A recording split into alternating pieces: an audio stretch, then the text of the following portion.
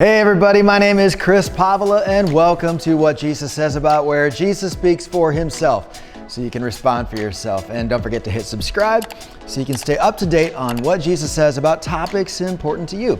Now, if you haven't already gotten your Valentine's candy and card, good luck, because when you go to Walgreens, you're gonna be picking some leftovers. Quick tip at this point, if you haven't bought anything yet, just buy a blank card and write inside of that. Every year I buy my wife some Russell Stover chocolates because she loves these, and then she likes to sit there and look at them and try to guess what's inside.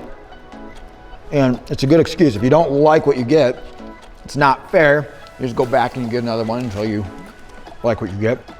I like this one, a lot of caramel.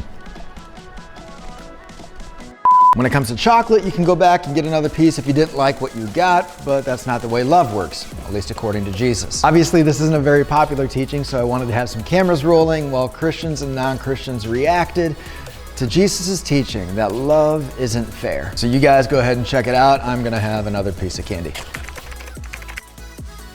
So Jesus' teaching on love and his idea of love, I think we would all go, okay, it's good that Jesus is a loving guy, but then when we start to actually dig in on what he meant and his idea and concept of what it was to love people, that it challenges and unsettles us. And he says, you've heard it said, eye for an eye and tooth for a tooth.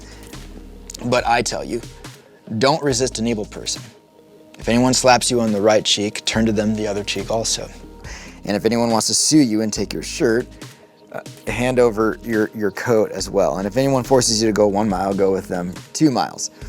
You've heard it said, love your neighbor and hate your enemy. But I tell you, love your enemies and pray for those who oppress you.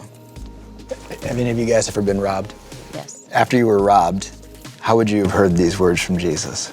Differently than I am now. I definitely would have processed it differently, but I probably wouldn't have heard those words.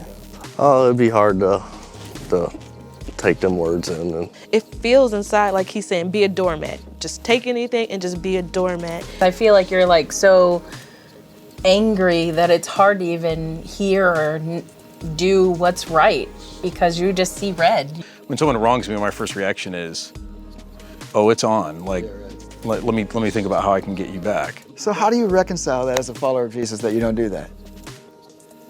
Well, he forgives me anyway, or I'm not attacked that very often. I mean, how do you? You just hope you don't get tested in that area. I'm not sure that any religion has really done a great job at love your enemies. It depends.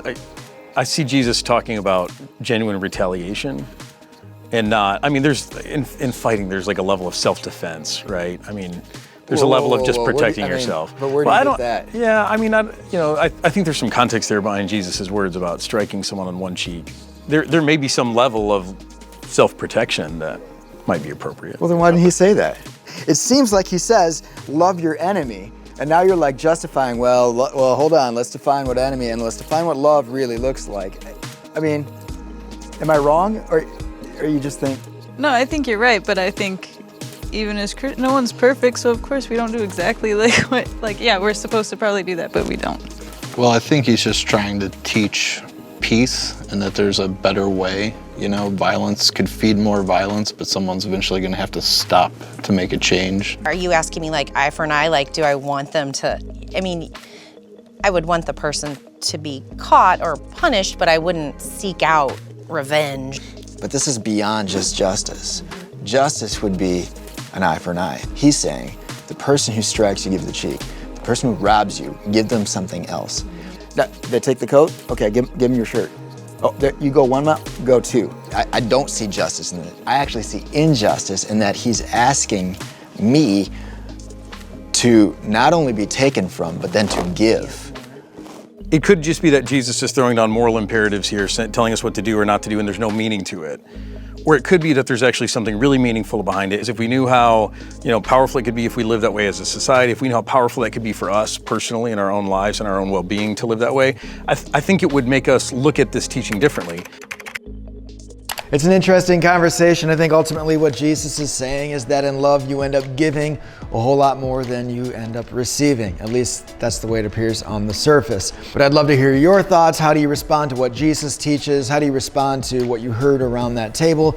Go ahead and leave your comments below. Also, while you're doing that, I've got a playlist over here of some of the other reaction videos. Go ahead and take a look, and we'll see you soon. What do you call Butterfinger? Is that like, it's like a Butterfinger. Is that like a nougat? No, it's not nougat. What is that? Toffee? No. What is that?